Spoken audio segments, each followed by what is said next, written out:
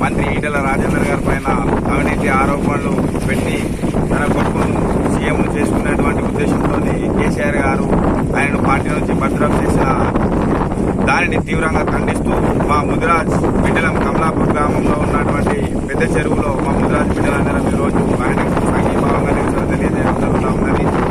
నేను కేసీఆర్ గారిని సూటి ఒక్కటే అడుగుతా ఉన్నా, తెలంగాణ రాష్ట్రం కోసం పోరాటం చేసిన బిడ్డ మన ఈటెల రాజేందర్ గారు నువ్వు చాలా ప్రోగ్రాంలలో చెప్పినావు, నా గుడి భుజం నా తమ్ముడు అని చెప్పినావు. మరి నీ తమ్ముడికి ఇలాంటి పరిస్థితి వచ్చినప్పుడు మరి మిగతా నాయకులకు నీతోనే ఉన్నటువంటి నీ క్యాబినెట్ లో ఉన్నటువంటి మిగతా నాయకులు కూడా ఉన్నారు.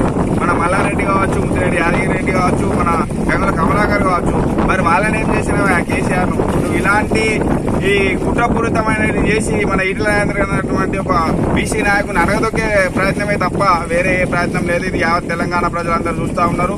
ఒక ముదిరాజ్ బిడ్డకు ఒక బీసీ నాయకునికి అన్యాయం జరిగితే మా తెలంగాణ రాష్ట్రంలో ఉన్నటువంటి ముదిరాజులం అసలుకే సహించలేదు. ముదిరాజులం ఆయన వెన్నుదండగా ఉంటాం. జై ఈటెల. జరిగిన మంత్రి పదవి తీయడం అనేది ఏదో మాకు మనస్తాపం కూడా. ఈరోజు మా కమలాపూర్ మత్స్యశాఖ సభ్యులైన మేము మా పెద్ద చెరువు కమలాపూర్ పెద్ద చెరువులో మేము నిరసన వ్యక్తం చేస్తున్నాం. రాజేంద్ర గారికి జరిగిన అన్యాయం పైన మేము తీవ్రంగా ఖండిస్తూ ఇవాళ మా చెరువులో నిరసన వ్యక్తం చేస్తున్నాం.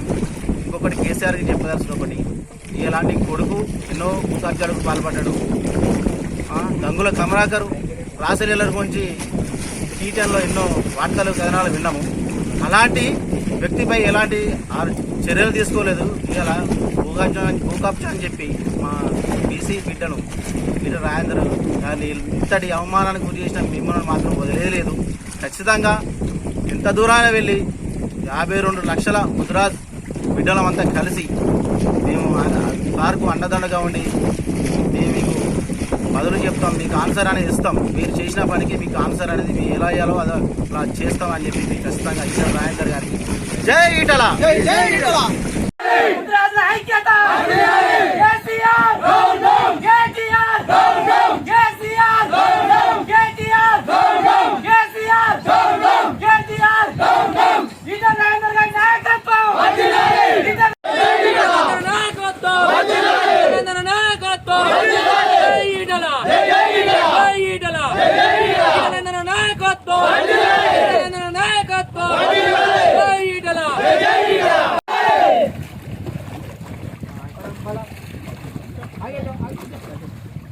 ముదిరాజుల